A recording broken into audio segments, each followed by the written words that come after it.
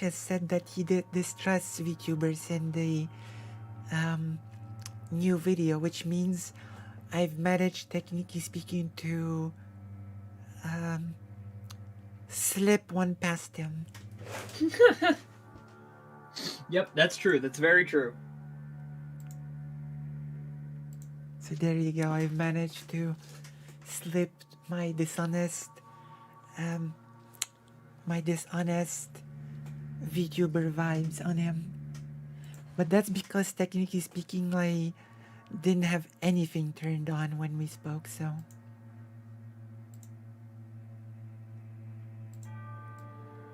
That's okay. I mean, I say before too long, Vosh is gonna know exactly who you are. Really? Just a hunch. How would he? Is it because he'll watch the Britbong video about me? Maybe because your rise is meteoric. Like mediocrity? Exactly. Oh. There we go. How are you today? I'm doing okay. Still kind of flushing the COVID from the old system. Yeah? It's largely gone, but still there. I still can't taste anything. Oh my gosh, really? You don't have taste? 0 taste points. Oh my gosh. The thing is, have you ever... That's okay. Some people say I never had any taste, but... Oh. Do you like Vietnamese food? If I'm honest with you, I never really developed a taste for it. But there are a couple of dishes here and there that It's not a thing you have to develop the taste for. It's delicious right off the bat. It's not an acquired taste. What do you mean? Anything is an acquired taste if you haven't been exposed to it enough. I guess. Like I didn't eat a lot of pork growing up either. Just because of my religious upbringing, and Right. the taste of it just has never sat right with me to this day, kind of no matter what I do. Oh.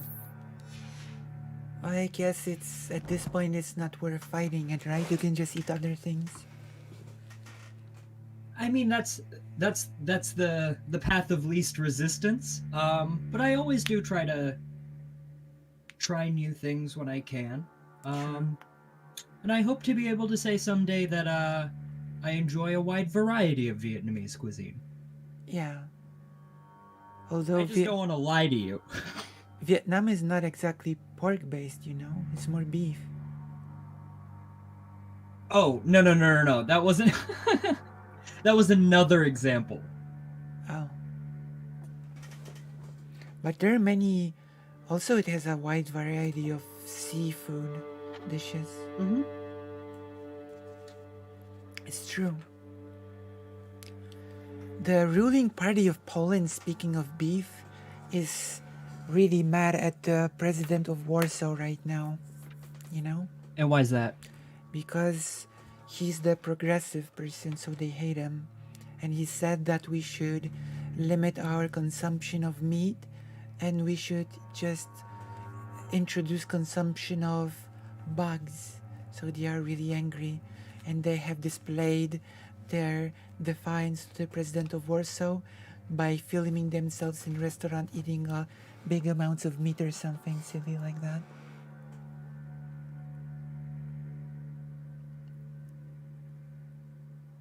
Yeah, I don't even know what to that's make a of that. that's a thing, yeah. And Everything's a culture war, right? Yeah, they made a big deal out of it, even though basically because I've told my mom, yeah, you know, the proposition to eat bugs doesn't even need to mean eating bugs as bugs, right? You can just take the protein and just sort of process the bugs into something else, right? Yeah, I mean, it's like a... And my mom basically said that the president of Warsaw gave an example of making bug-based flour or something, right? And using that as an ingredient. Sure, yeah. But the far-right To have sort government of like a will... protein meal. Yeah, exactly. They are already snack bars that are protein, like bug-based, right? And you wouldn't even know if you didn't read on the package that it's based on made from bugs, you know? So yeah. I mean, the funny thing is, people can complain all they want about, you know, governments wanting to do things like that, but the fact of the matter is, necessity will force us into a position where we accept the bug food without too much complaint, because there isn't any other choice. Yeah. But if we're Like, sitting here debating about it, yeah, I mean, people are always going to say that it's absurd. there are a couple of aspects to it, right? The one aspect is the very obvious ecological slash economical aspect, right? The fact that bugs give you a similar amount of protein but use a fraction of the resources, right? Right. Like water, food, etc. Bugs use a fraction of that, right? And I've personally eaten bugs on at least a few occasions, different types, and it's not really a big deal. And then, I mean, like, on the other hand, you've got certain kinds of crops that take such an inordinate number of resources to develop that they don't even really make sense as a food source in, Yeah. like, an industrialized system. Like, almonds come to mind. Mm-hmm. Almonds are apparently a crop that requires something on the order of, I think it was like 5 gallons of water Right. per almond. Wow. That is wild. Not for the tree. Like the way that ends up adding up, like those trees are just so damn thirsty that they'll drink like an entire town's water supply. Damn. But from what I've heard, like the biggest thing is like most of our grown food, from what I've heard, I have to fact check it, goes into the meat industry. Yeah. More food goes into feeding the animals in the meat industry than people, from what I've heard. It's true. And it has to be done in this, like, extremely efficient, timed, mechanized process. Yeah. So, like, it's not really the most efficient of things, right?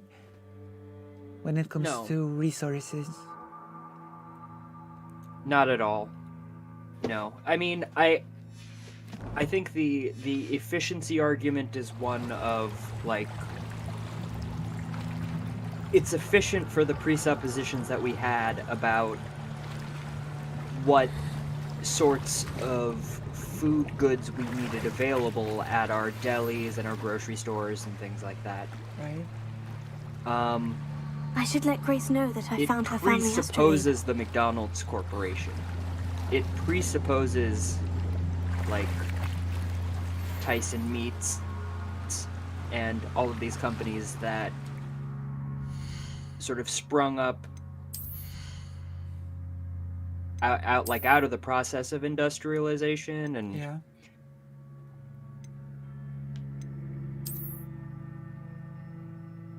I don't know,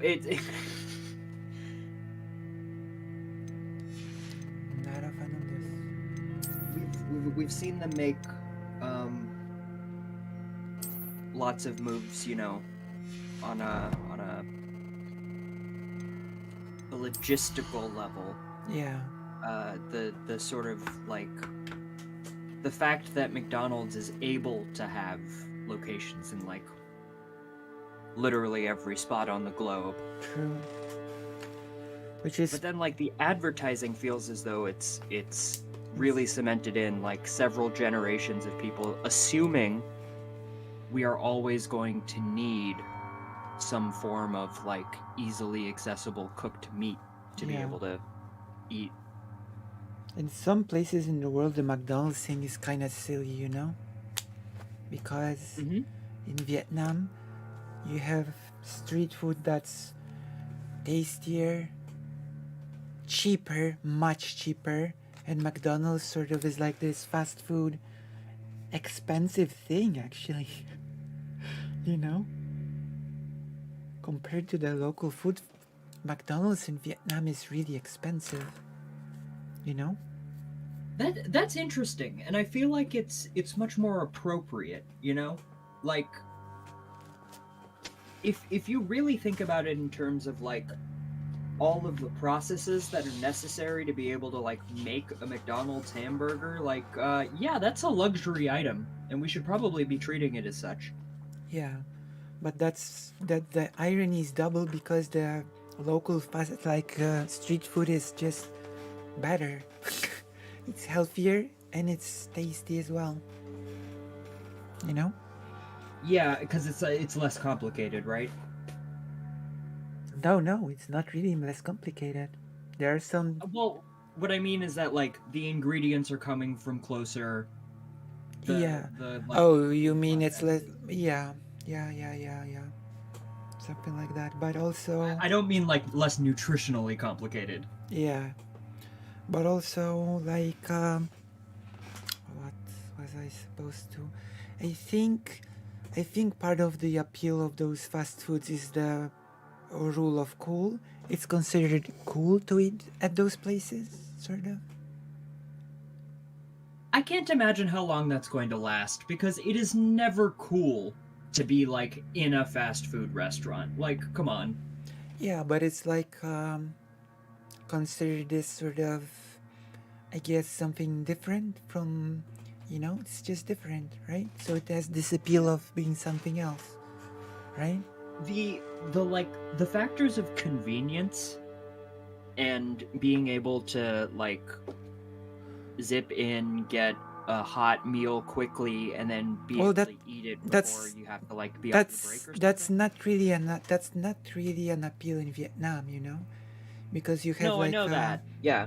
That you have a street food every 2 steps on the street, then you can just sit down, snap and have a thing and just have a couple of moments and then move on, right? Totally. Yeah, no, I was just responding to somebody in the chat who was saying that fast food saves consumers a lot of time, and I was agreeing that yeah, it does. But just as you're saying, if there are other viable alternatives to the big company's version of fast food, super a lot. People are going to fill that need. Yeah.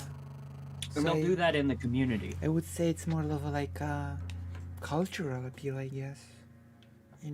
Of having this Western thing. Yeah. When my dad was growing up in Saudi Arabia, he used to tell me these stories of how when like a truck would come into town with a bunch of American goods on it, everybody would kind of like, that was the activity for the day, was just see what came from America. And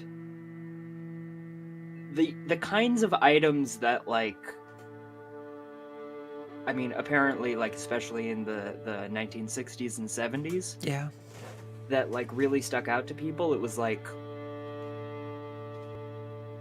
Westerns, blue jeans, like I think there was that was a thing. Iconic Americana thing. That was to a certain degree. That was a thing in Poland as well during the communist era.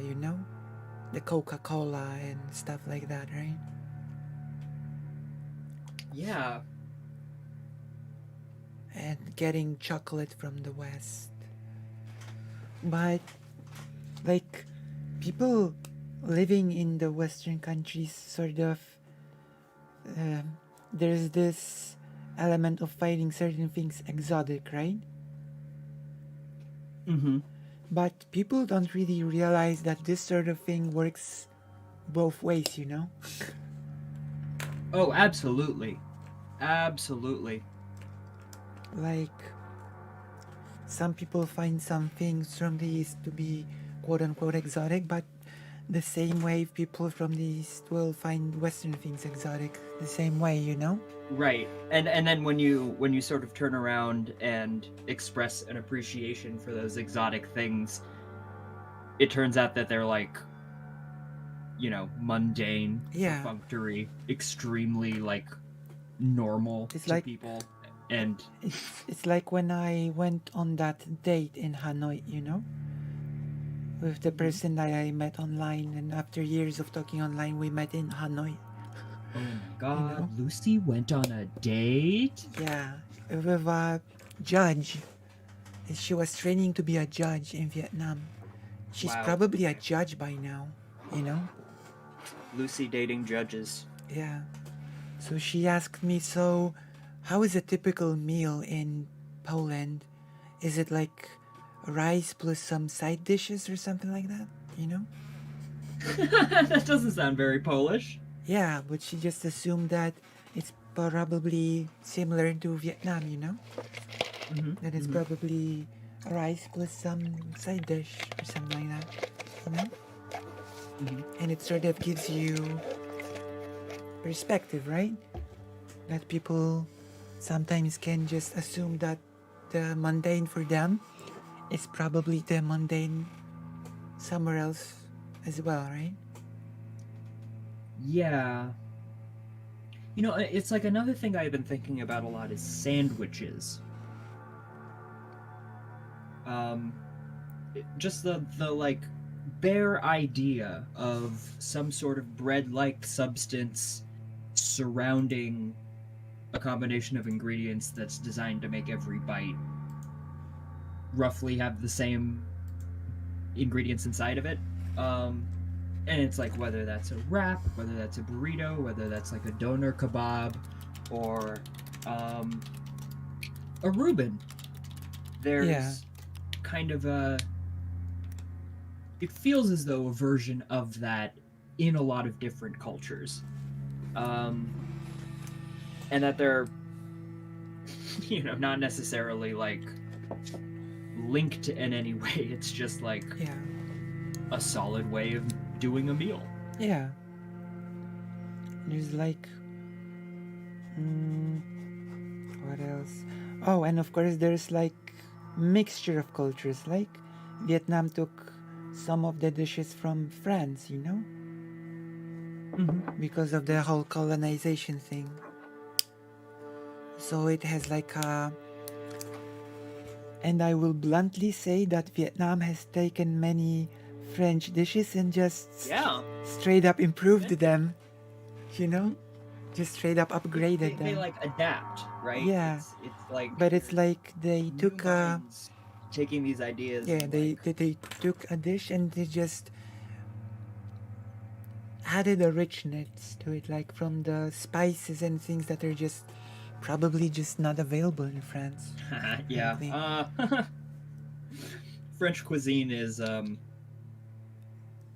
they like to make quite a lot of the precision of the technique, but the spice game is just not there. Yeah. And when you add all the spices, it becomes really, really rich and nice. My goodness. It's like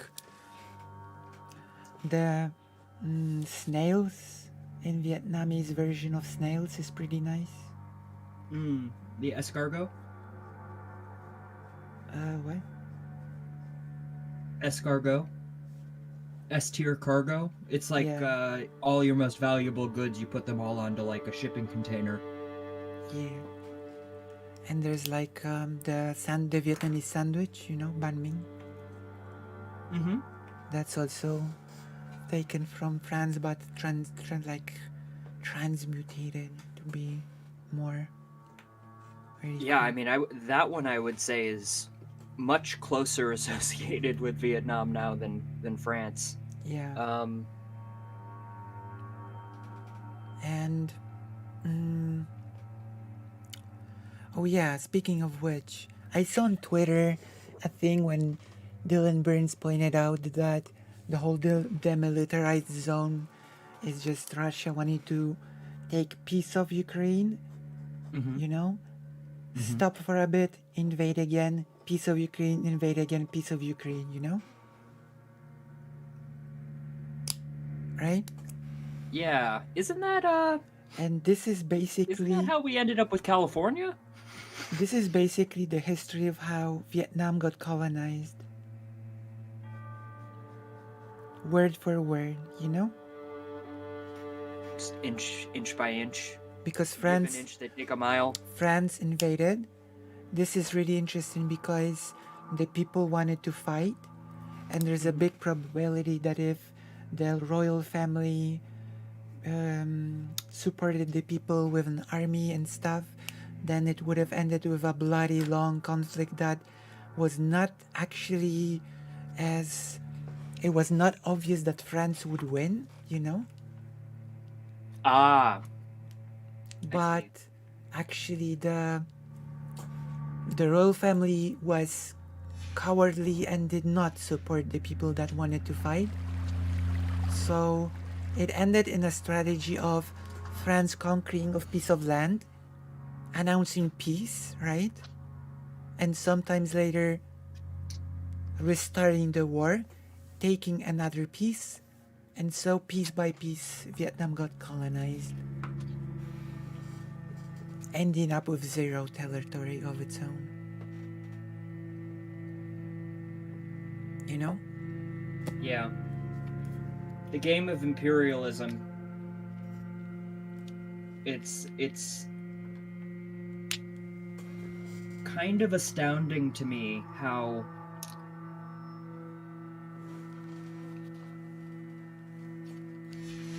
do I express this thought?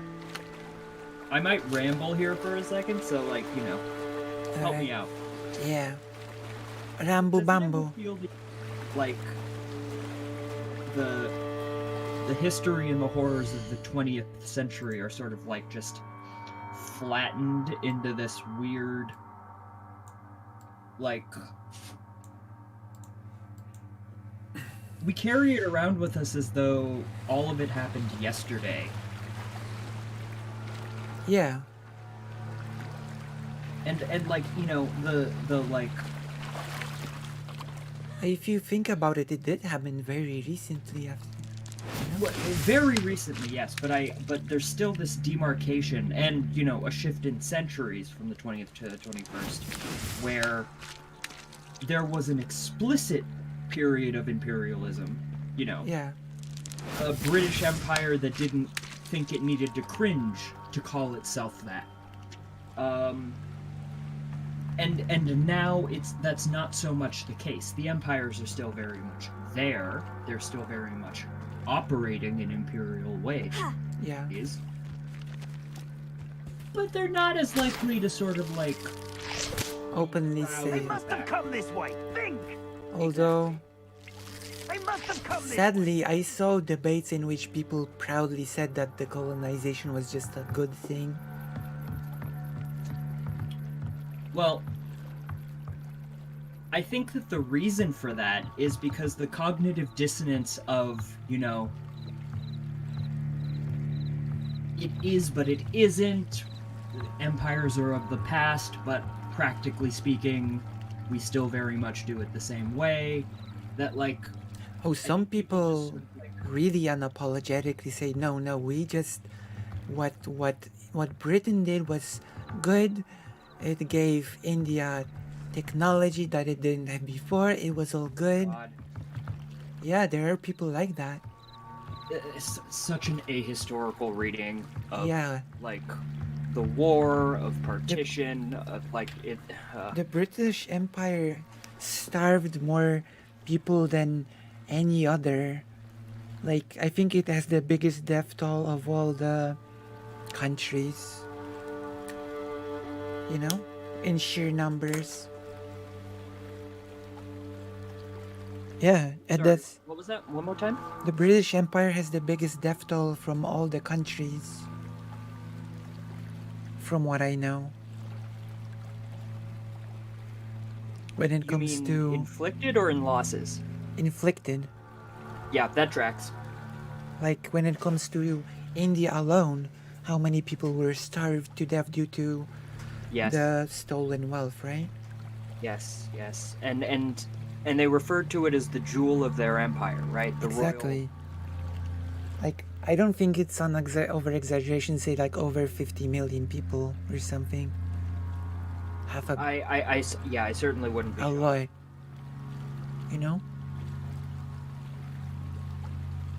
Like, there were really horrid descriptions of like a person. This might be a bit graphic. I should give a content warning for this actually, you know?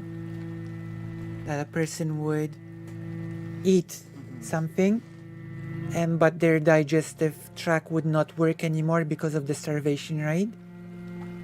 So they would basically poop out the food almost undigested, right?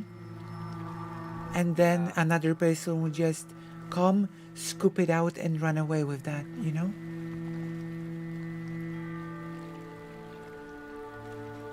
Like that is what happened, you know? It's like, yeah, the process of malnutrition and just Yeah. Your body just shuts down. And people really do sweep it under the rug. it's so easy to do as well, right? Because like the narrative of the war is locked into the story of like the Allies and Hitler. Yeah, England is treated as one of the good guys, right? The best. Yeah. Alongside, you know, it's like Winston Churchill was this like megalomaniacal map drawer. Right. Harry Truman was like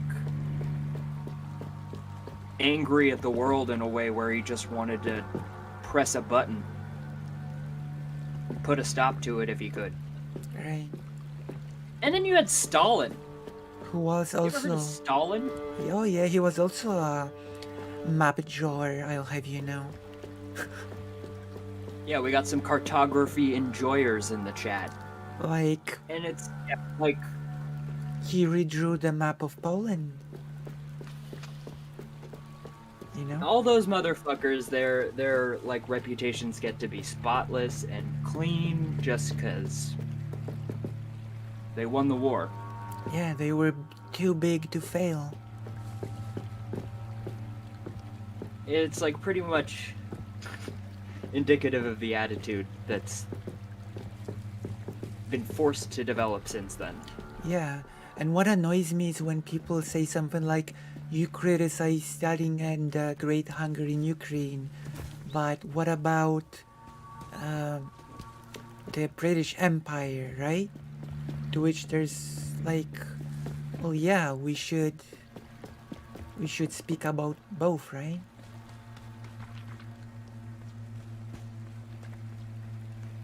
Yeah.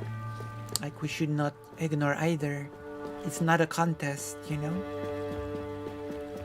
That's missing the point a bit. Or like with the Baram Panada thing, right? When he said, what about Iraq?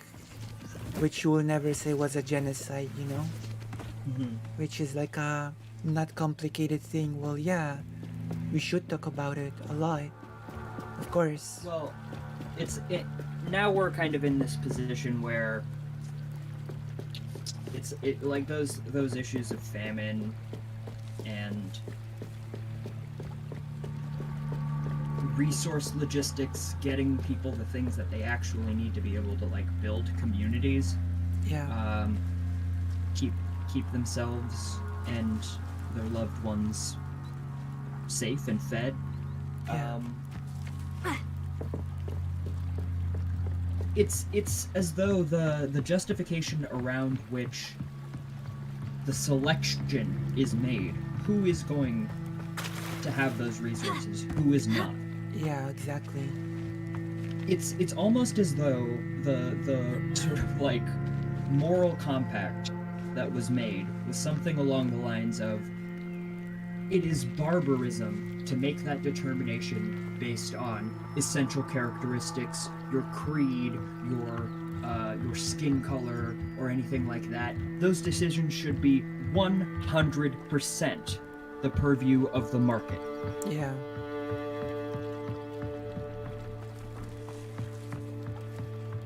And then we have neoliberalism. I guess that's the end of that story. Yeah, and then we have what Karasu said in the chat.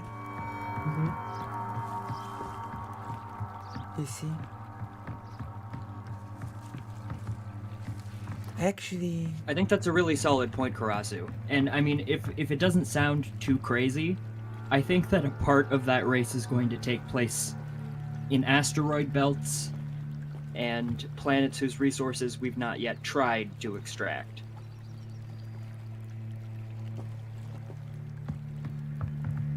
and of course, like, I've been pretty lucky because, like, this is a strange thing, you know? Do you know what reputation the US has? Do you know the infamous US reputation? Obsessiforge? I mean, to who? Outside of the US. At least in Poland. Well, like, the US has a I- reputation for having a really low-level high school system. Yeah, that tracks. So, like, so I feel like when I say that we have a really good history teacher in high school, that might not tell you much. But our history teacher did not sanitize anything at all. He treated both the Soviet bloc and the Western bloc with the US as two basically bad sides fighting each other. You know? Yeah. So he did not pull any punches when it comes to teaching about the Cold War. Mhm. He did not make it a narrative about one good side fighting the bad side. No, there were both pretty awful sides fighting each other for supremacy. You know? I swear, teachers like that, like, it's so hard to overstate the importance of people who are willing to say things like that to young people. Yeah. It was like, They, like, open them to the perspective that your country is not the best country in the world by default. yeah. It was like, listen, you think the USSR did some bad things, but the US has done just as bad things, or in some cases worse, you know? Like in the Middle East, the installation of all the dictators, they did some pretty extreme things in like Korea as well. Or, you know, the very dictatorship-like stuff. I think Karasu is also making some very good points. I agree with everything that you're saying. We've already seen some things when it comes to Vietnam. We've already seen China moving in on Vietnam's territory because of resources like oil. Right, and, you know, places like Congo. There was already tension between, like, Vietnam is in constant tension with China. Like, Right. people in the US are fed this false image by Marxist-Leninists of the Marxist-Leninist bloc of countries that are friends with each other, you know? And the reality is Vietnam hates China with a like passion, you know? When I met a person like that was our guide to Hanoi, we talked in like a street food place and I asked her, "Do you hate China?" And her response was, "Of course." You know? I was like, why? Like, was like, why do you even ask? You know? It's like the entire situation with 1984, right? Yeah. Like, there are entire laws in Vietnam that forbid foreigners from buying land, and that's a law created with China in mind. You know? To sort of make it hard for China to basically buy Vietnam out. You know? It's like those levers of economic coercion. Yeah. So it's possible for you to buy an apartment as a foreigner, but to buy it gets complicated. You need a person from Vietnam to help you buy a real estate thing, you know? So if I bought anything in Vietnam, I would probably do it signed through a contract by my friends, you know?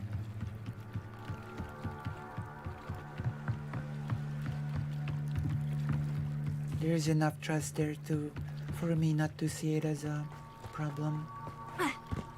This is something I feel as though we need a stronger conversation in our movements and in our leftist spaces about nationalism as a default position, not an ideology that some people pick up at some point and sort of like, you know, become more or less nationalistic, but the very soup in which every nation in the world exists. Yeah. The presuppositions of nationalism are baked into us Yeah. in a way that our very culture will give deference to it in ways that we just don't notice. Yeah.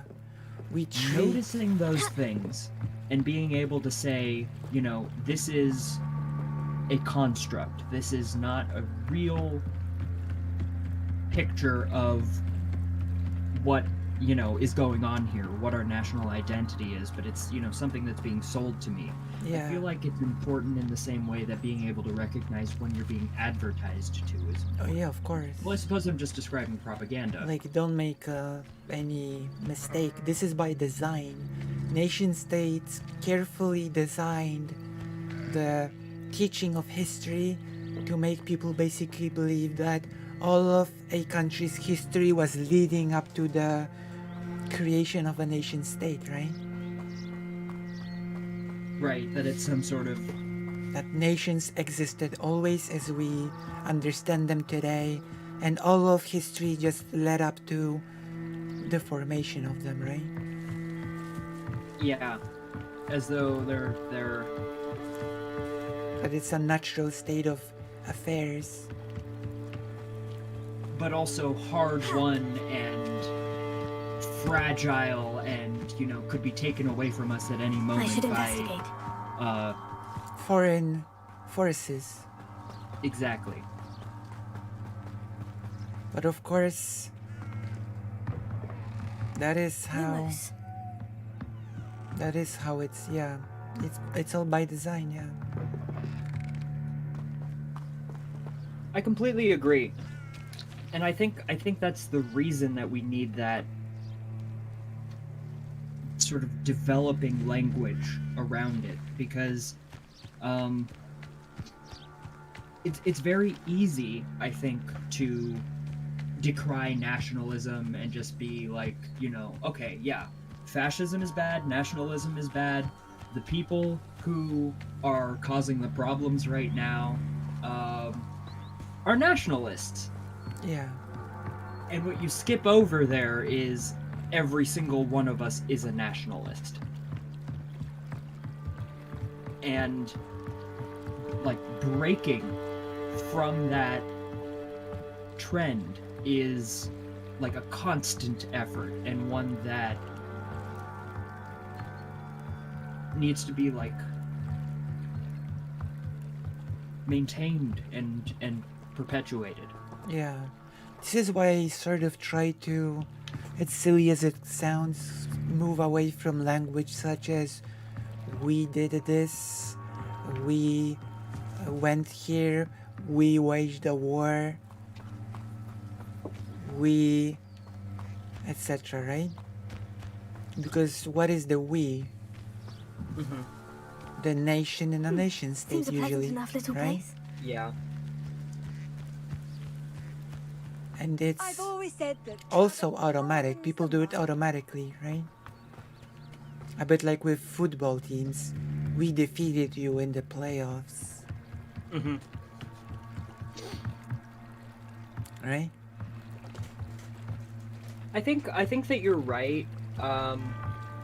Sorry, in the chat, the anxiety for the citizen, of course, is not truly so much about nation as it is about culture.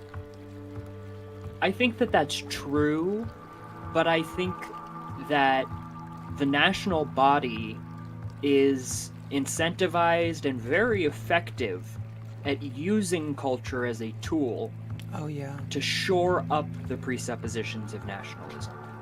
The problem is that the culture becomes tied to a nation, you know? Exactly. And it becomes As though they belong to each other. Yeah, and this becomes this isolated thing. Suddenly, the myth of a specific culture as part of a specific nation becomes a thing that should uh, not change too much, which is ridiculous.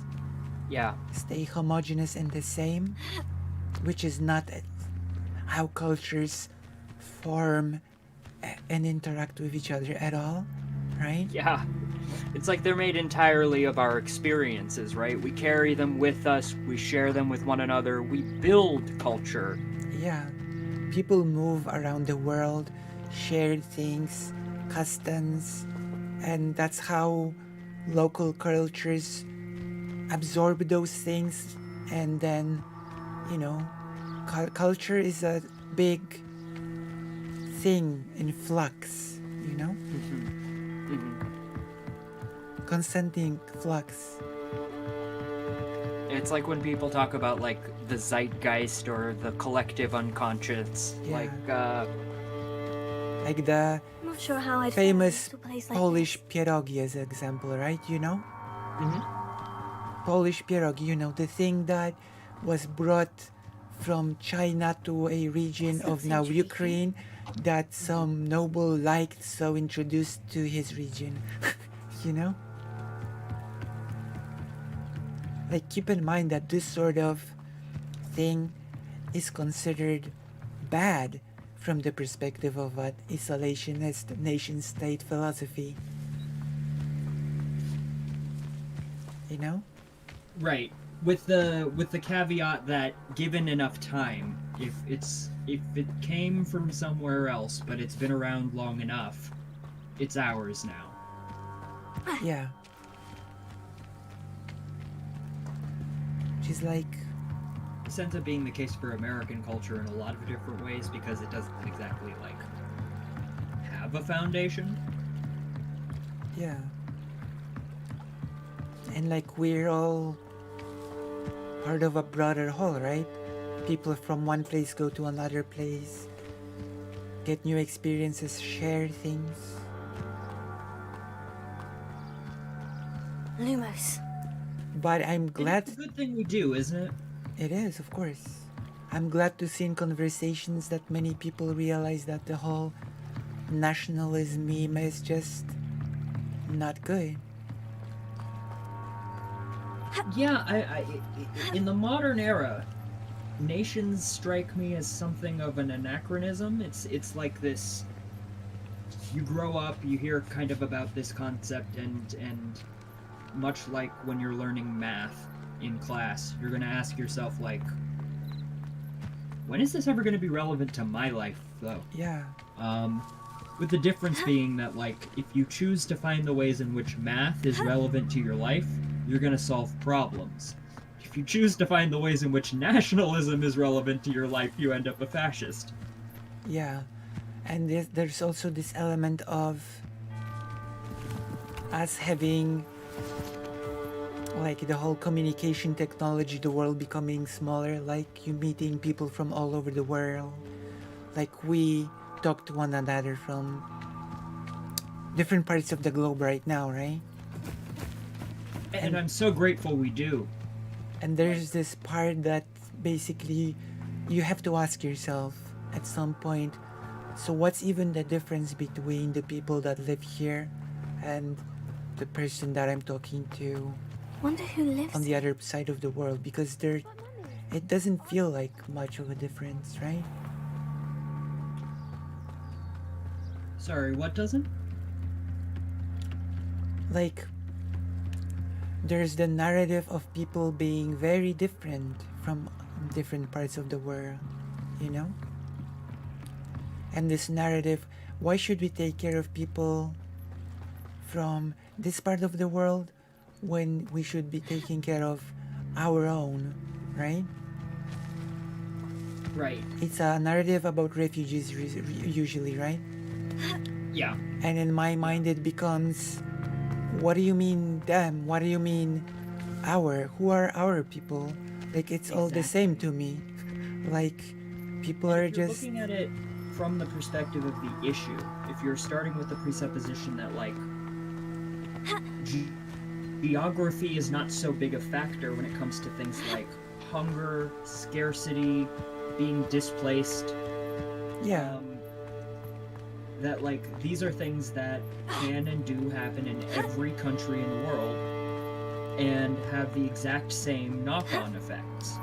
Yeah. And some of it is genuinely like a matter of communication, you know? I've read a magazine about food sort of becomes... Things are getting tough in Poland, right?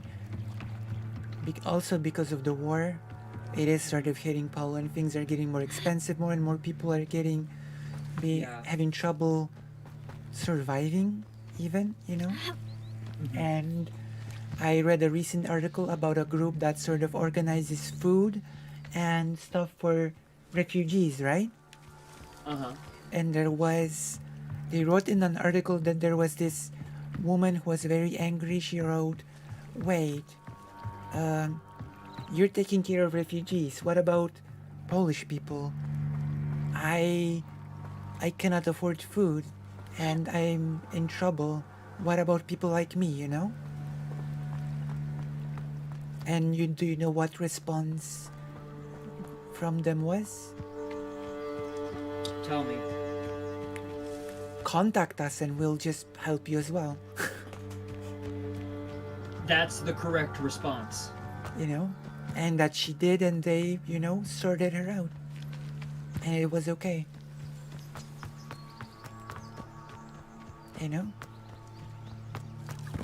Because it's not about helping a specific group, it's just about helping people in need, right? Exactly. It's about hunger, not about... Yeah, not about this group is hungry, but it's just about hunger, exactly. So it was And just... this is such a... I mean, not to... hopefully this doesn't seem too random of a connection, but... yeah. It strikes me as part of the reason why J.K. Rowling's attitude towards things like trans shelters is so frustrating. Yeah. Because, you know, in that sort of, like, milquetoast neoliberal way, she does believe in helping people, Right. providing resources, that the, you know, the wealthy should be sort of, like, philanthropic with Right. their resources. Mm-hmm. But she also believes in that milquetoast neoliberal id pol kind of way that she's got to take care of who she perceives as her own first. Yeah, which is ridiculous to me. Right? After all, I don't know, isn't everybody your own if you care about suffering? Are we not one world? Yeah. Like, I don't know. If you care about an issue, then you should care about everyone inflicted with that issue, right? This is a bit why the, like, you remember the, oh, it's not really, it's basically, it's almost happening still, so I think the question of do you remember is a bit silly, but you know about the say her name thing? Yes. Yes. And I think that's a really good point. I think that entire issue and the way that people responded to it is indicative of a separation in our struggles. Yeah. Like, we want to talk about these things as though institutional violence is something that, like, each group that is targeted by it needs to band together with their own and destroy it for themselves, and every other group that faces that same violence is on their own. Yeah. Where's the intersectionality? Where's Yeah. the love and solidarity? Exactly. And there's the thing, oh, in 89 minutes we're gonna do the meme with Demon Mom and Prison Sunday. The thing is that in my mind the answer to an under, you know, to a, like, people of color not being talked about, right, is not to say not to use a hashtag for, like, a girl that was murdered, right? Do you, in my mind, do you know what the answer is? Tell me. It's talking more about the people of color. You know? Yeah. Not saying not what to do, but doing that thing, right? It also kind of, I mean, it reminds me of a similar interaction that I had. It's actually very related. I was having a conversation with a family member, one who's pretty shamelessly transphobic, one who Oh my gosh. unfortunately just one of those people, you know, one of those lifelong conservatives who doesn't think they're a lifelong conservative. Yeah. But I was talking to this person about all of the legislation that has been put on the bills by Republicans in the last, like, just handful of months. The machine that they have been building to try and stamp queer people out of existence in whatever way they possibly can. Yeah. And out of a place of indignation, the response that I got was, yeah, but do you know who the most vulnerable population in the United States is? Do you know who gets the brunt of the violence and the disappearances? It's Indigenous women.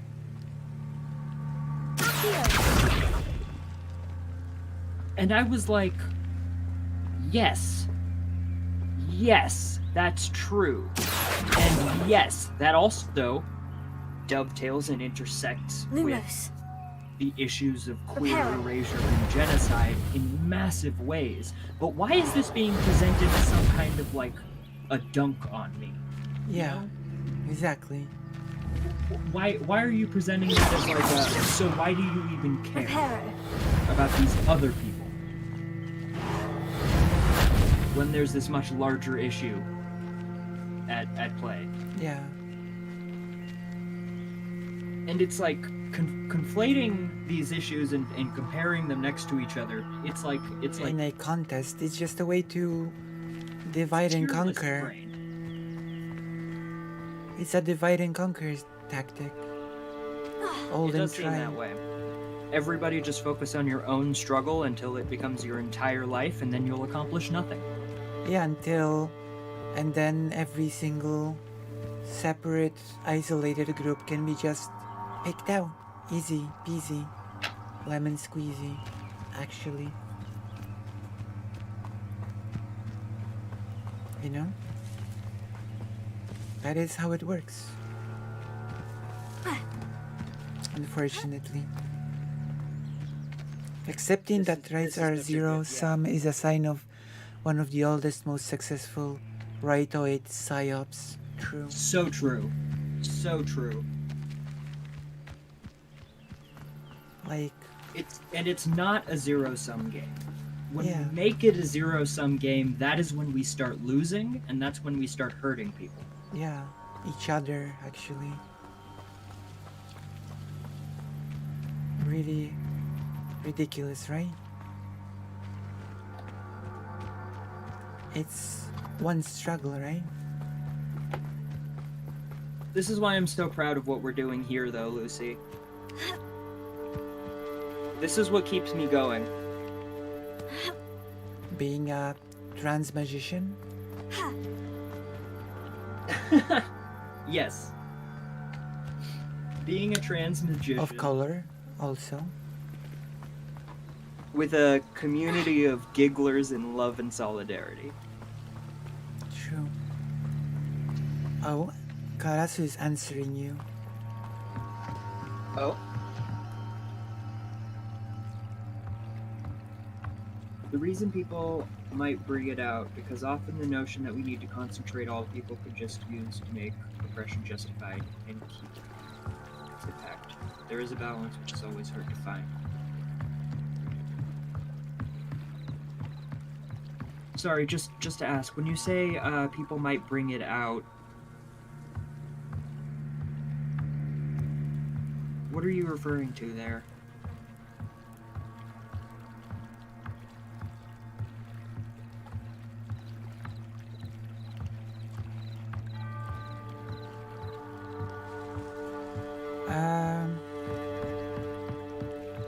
I think I might know what she means, but I'm not gonna speculate, you know? Speculating on what somebody else means can be a very bad idea, oftentimes.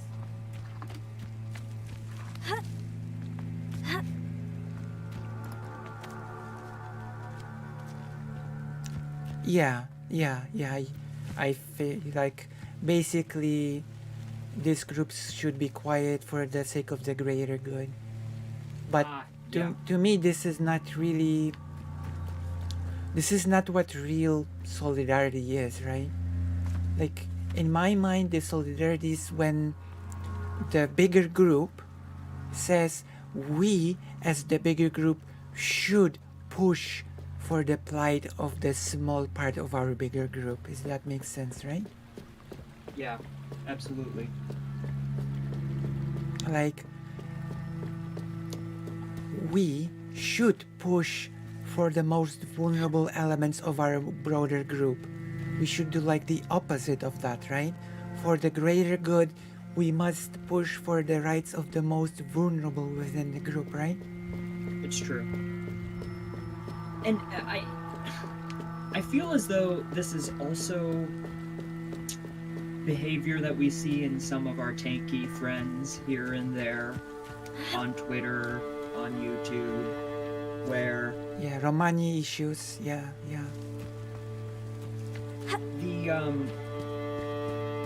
The plight of the Uyghurs in the Xinjiang region, for example.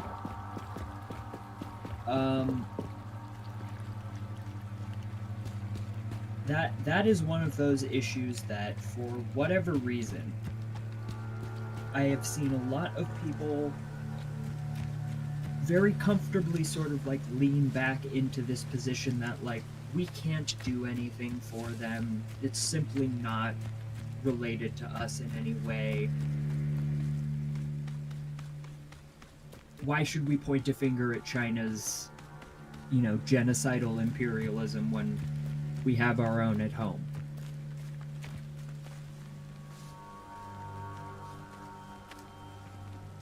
And I find this very frustrating as well. Right. But I think, because this is why an oppressed member of a group might point out why we are not talking of this, or why this say her name is appropriated. I think we should deal with this through elevation rather than negation, right? Like, the problem is not understanding, the problem is how we address it and move forward, right? Yeah, a little bit of yes and goes a long way here. It's a lot better than no but. Yeah.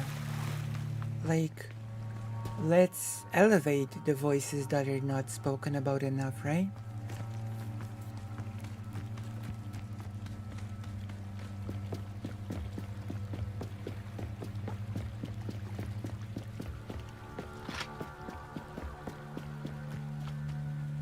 And as far as the optics game goes, the win in this scenario, I think, is always just to take the loss. right, You don't have to argue when somebody says, but what about this other issue? You can right, say, yes, that issue also. yeah.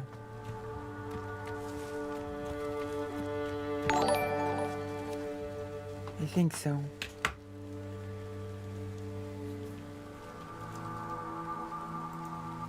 Did something happen? Arkel donated via Streamlabs charity $60. Hello, please, Celeste. Okay, thanks. Okay, let's do this. Haha! Thank you so much, Arkael.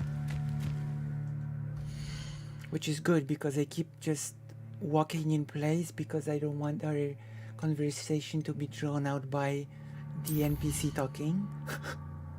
And in Celeste, I can. I've had the stream muted, so I've been missing the game, but this discussion. I've been just walking in circles, so.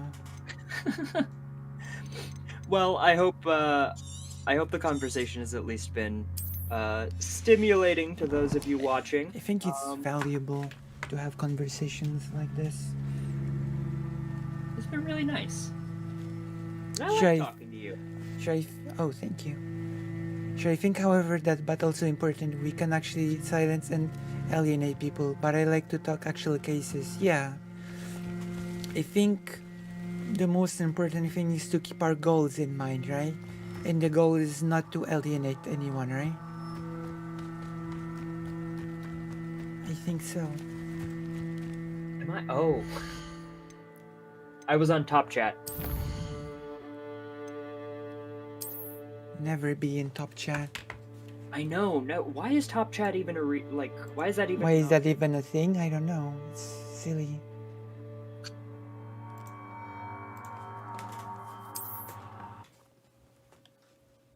Like, I really like this small snippet of a newspaper, of a Polish newspaper from the early 90s that I found, that I have to dig back up again, but I'm buried in stuff, that says that a lot of people think that democracy is basically the rule of the majority, right? And that a real democracy is choosing elective representatives that will secure and protect the interests of the most vulnerable minorities. And if you don't have that, you don't have democracy.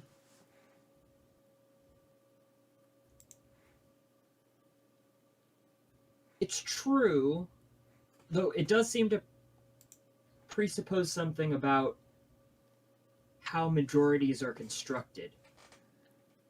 Yeah. Well, we're going back to the whole nationality thing with that, right? Right, and the way that Because cross-references to ethnicity. before nationalities and nation states, the terms minority and majority did not operate, at least in the what was the Polish-Lithuanian Commonwealth. There, the term majority and minority did not really exist, did not function. You know? It's true. There were different estates, like peasants, nobles, and stuff like that, but there was no majority and minority, you know? Like, I saw a tweet, sadly enough, by a Polish person who said, and she's a Marxist-Leninist, right? Mm-hmm. And she said, we must learn new history because the old history of the Polish nobles excluded excluded the majority of Poles who weren't nobles, you know? And I'm like, yeah, but before wanting to change history, you should at least learn history as it's taught now. Like it wasn't Polish nobles, it wasn't Poles. Like, I feel like a better way of putting that would simply be to say we need more history rather than new or better history. what I mean is, a noble in the Polish Commonwealth would never say something like, I identify more with a peasant who's Polish because he is Polish like me. No, he was a noble. He felt closer to a Lithuanian noble than a quote unquote Polish peasant because the national identity was not a thing back then, you know? Right. There was no sense of Full camaraderie. circle. There was no camaraderie between Poles and Lithuanians, you know, that went across class and, you know, estate, you know? Right. Because class was everything. Yes, the estate was everything. Like nobles just stuck together. Like Lithuanian nobles sort of just spoke Polish, Mm-hmm. right? And just were nobles, and that's it, you know? Right? So yeah, that's a thing, which is what led to complicated things when nationalities were born. Like I've already told that on a few occasions, but there's this really famous Polish piece of national literature, right? Uh-huh. Created before Poland became a country once more. And the very first sentence in the work is, oh, oh, great Lithuania, my homeland, you are as health itself, you know?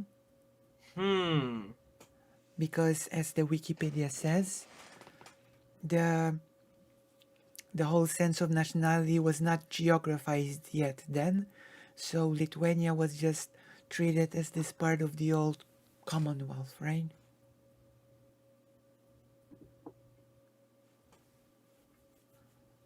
And after the war, there was a president of Poland, and his brother basically chose to be Lithuanian. You know? Because it was all in flux, right? So it's all part of a pretty complicated history that people don't appreciate or know even. Or no, even. And I feel as though that's sort of what I was saying when I was saying we need more history. Yeah. And right now The- sorry. The study of history, it feels as though it's like, I mean, sometimes people talk about history like, oh yeah, I know my history. I learned history.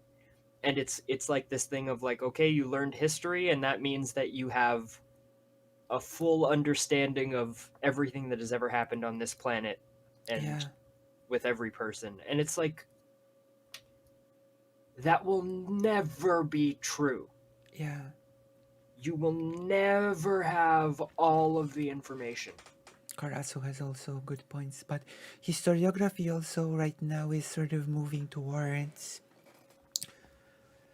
teaching the history of the everyday people, right? Not just the quote unquote great figures of history, but also Yeah, how, the main characters of history. yeah, but also just the everyday people that, how they lived, what they did, what the world was like.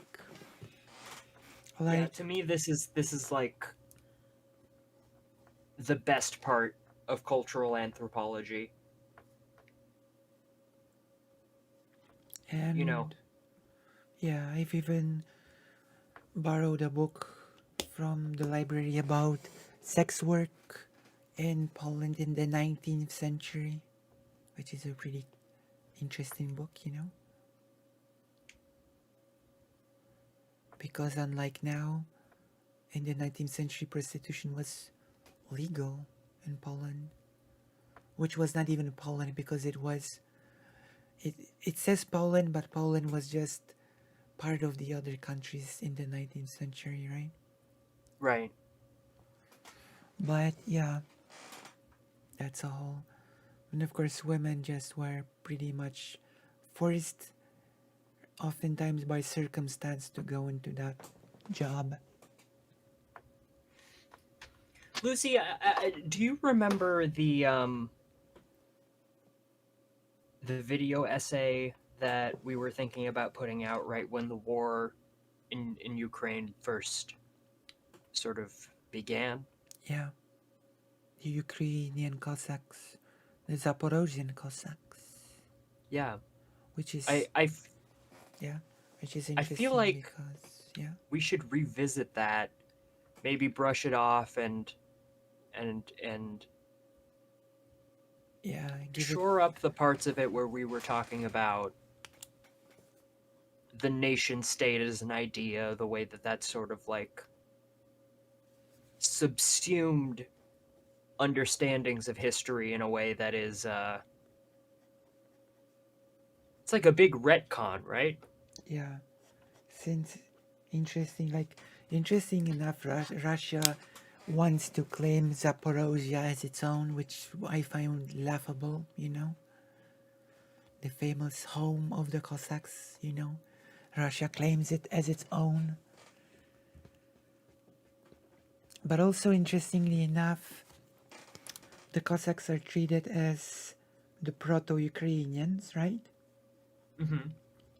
Which is interesting because, firstly, the Cossacks were a free people that accepted anyone into their ranks. Mm-hmm. Anyone could just come in and join in if they just accepted the rules. So it was a big mix. But also, they just wanted to be made equal to nobles, in the Commonwealth. That was for the I want to be longest, equal to a noble. yeah, that was their goal for the longest time. And then when they figured that they would not get it, they decided to separate sort of from the Commonwealth. That's a long Now, story. real quick before we before we just keep spiraling out because I could talk to you for hours. My gosh. But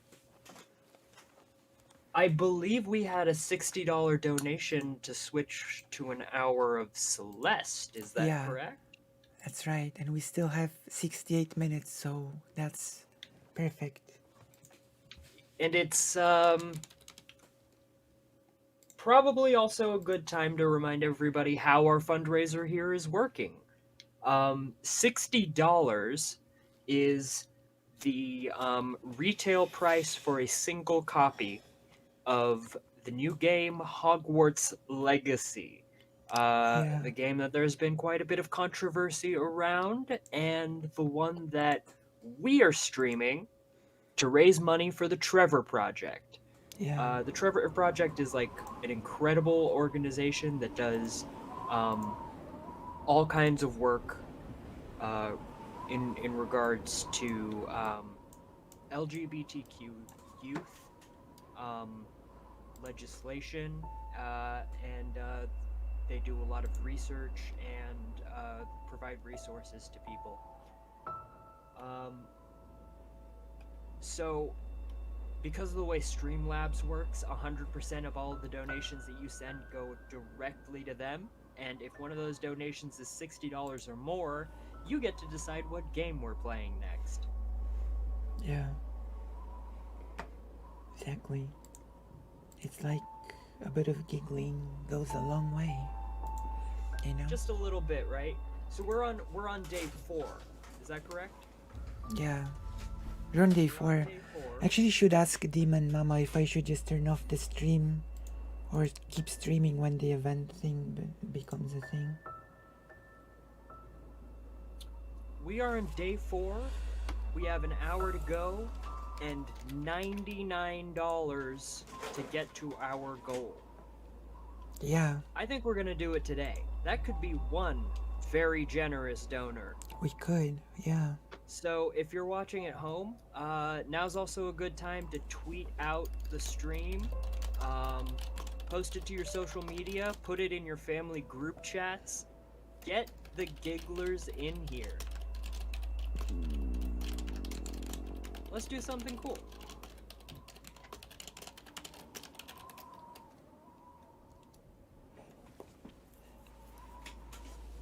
And I will go to the toilet because the toilet is like the thing that keeps us all together, right? It's true. So I'll be right The back. great unifier. It's true. I have to go. I have to do the toilet short later, right? We've got materials for the short. It's true. The toilet, the Be right ideological battleground of the trans community. back. True. Be right back. Alright. I'm gonna catch up on the chat here. How did I switch to top chat again? Who is...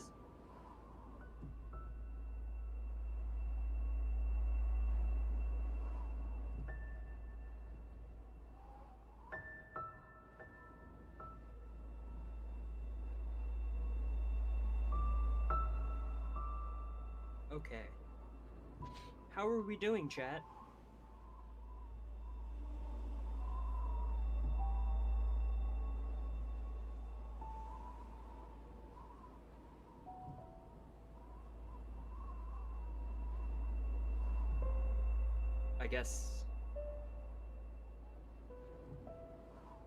I guess chat's vibing. Okay.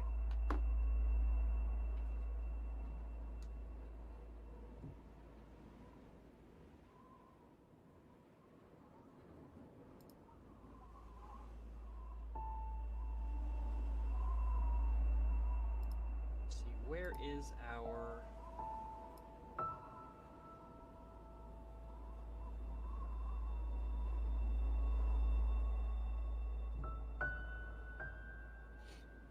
You do type a lot, Karasu, and we love it. I'm sorry I haven't been able to keep up with all of your messages.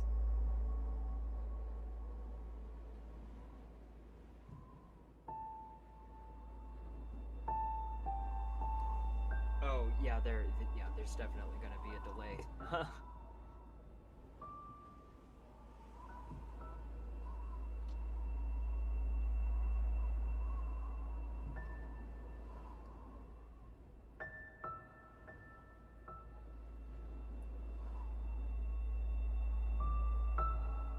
Well, I want to thank you all for being here with us, and for sticking with us for the last few days as well.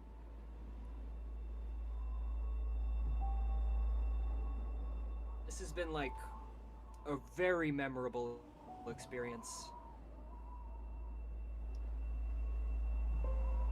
And there's just so many good feelings. Like, as I read through the leaderboards for the top donators and see some of the messages that have come through alongside these donations, they give me hope.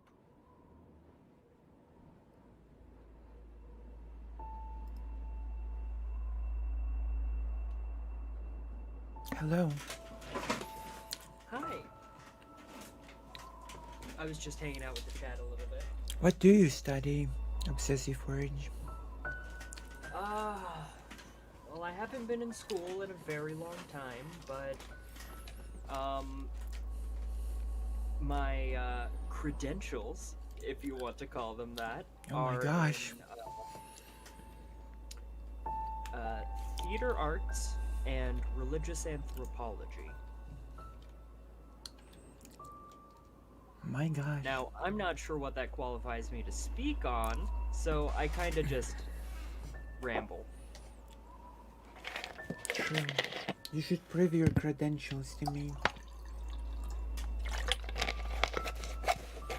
Also, speaking of credentials and of toilets, I have something to tell you that you did not ask me to know, but I feel compelled to tell you. You know? Did you know that in Vietnam, over 90% of toilets have those hoses installed that allow you to just wash yourself downstairs after doing your business? Oh! Yeah, it's in all of toilets, private, public, most of them. It will be very rare for a toilet not to have like this hose installed for you to just wash yourself after doing your thing.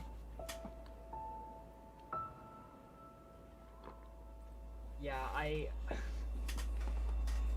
my family comes from parts of the world where the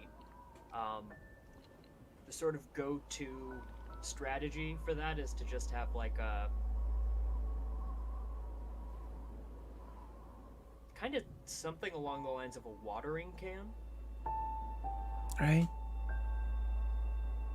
A bidet? A bidet? I think a bidet is like Bidet, yeah. it's like a basin. to A serve bidet, this purpose. yeah. In Vietnam, you have those hoses. Interestingly enough, there is like a soccer manga, you know, which I've jumped, you know, a bit, but it is linked, okay? And there's this super soccer player. This is sports manga, right? And you went to a really weak school with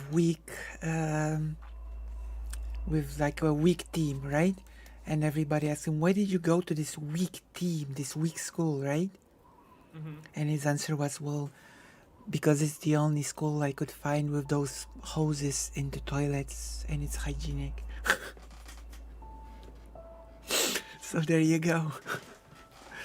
You know? There you go. It became a plot point in a sports manga. You know? So I must. What do you think? Cool, huh? Wait, there's the snaz. There you go.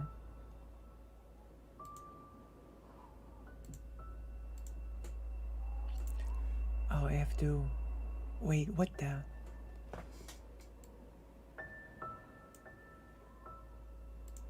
Okay, now it's visible. I'm annoyed by snaz. So yeah. I'll be now juggling the. A little bit of Celeste. Yeah. The ultimate trans game, even though the bigots don't even know that it is, which is always funny. That one's always funny. It's funny to me because the themes feel very obvious to me. True. But then again, a lot of right-wing individuals are not super, I don't know what to say, when it comes to these things, right?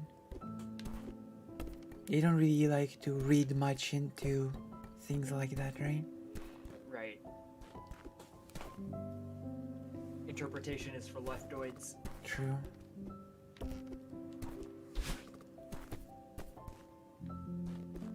For progressivists that just seek the ground, am I right? I'm alright, fellas.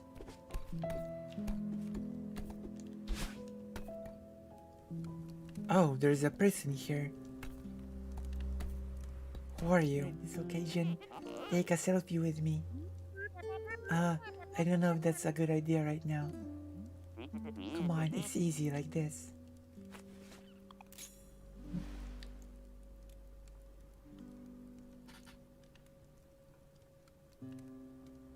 Ah, interesting selfie, right?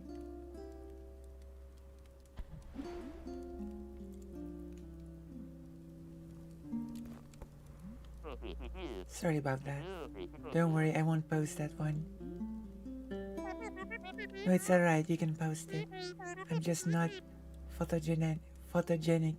I mean, I guess that's a bit of a clue if you read into it, right?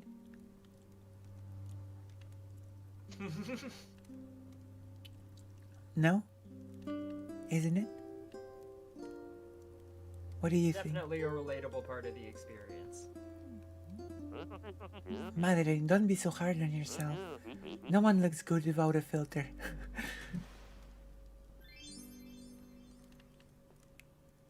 My gosh. Okay, that's actually pretty funny. Casual yet refined. I wonder if you will get...